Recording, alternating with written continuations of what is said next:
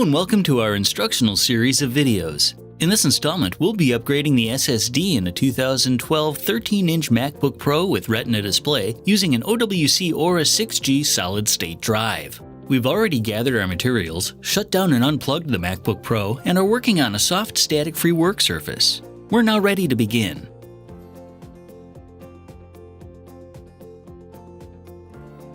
The first thing you'll need to do is close your MacBook Pro and flip it over.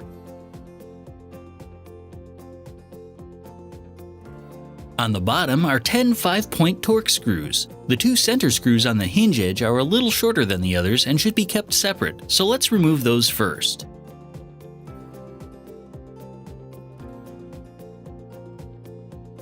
Then you can remove the remaining 8 screws.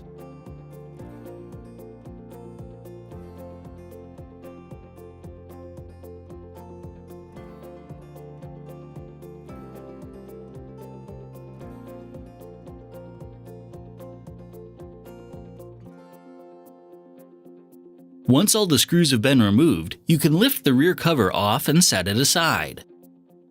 Next, we need to detach the battery connection, which is located underneath this plastic cover. You can easily remove the cover by gently lifting up on it and carefully peeling it back.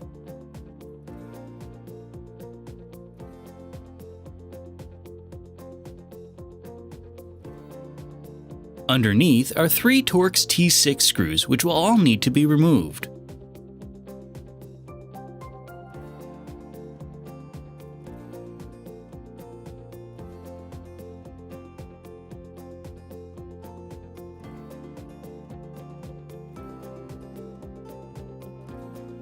The third screw has a thick barrel which holds in this plastic cover. Remove this cover to reveal a fourth screw. Remove this fourth screw and you can lift the assembly away from the logic board to disconnect the battery. You may now lift up on the drive ribbon cable connector to detach it from the logic board.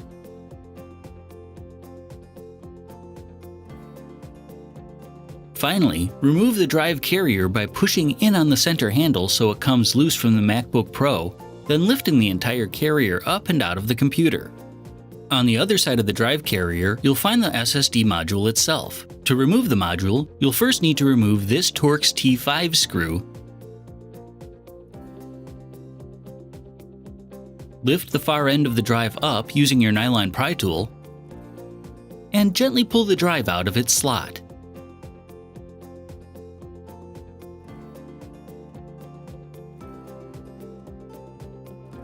On the OWC Aura, there is a notch which lines up with the pin in the drive carrier slot.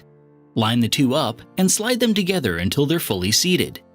Then, press down on the far side of the Aura until it lays flat within the carrier.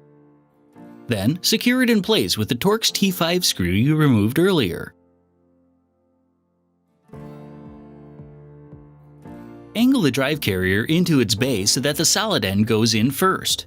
Press the center handle to align the tabs on the outside edge, then release them to lock it in place. You can now connect the drive ribbon cable by aligning the connectors and pushing them together.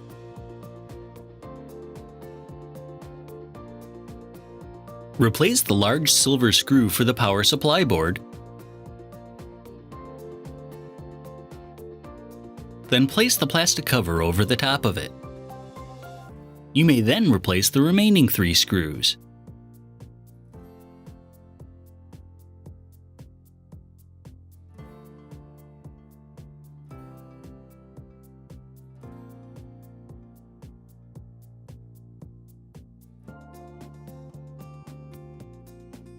You can now set the plastic cover back into place. There should be enough residual adhesive to allow it to stick.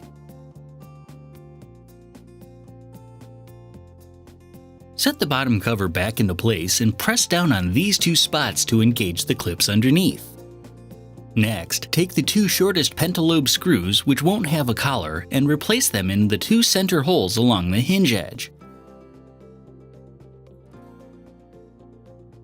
Finally, replace the 8 remaining screws, which are all the same size.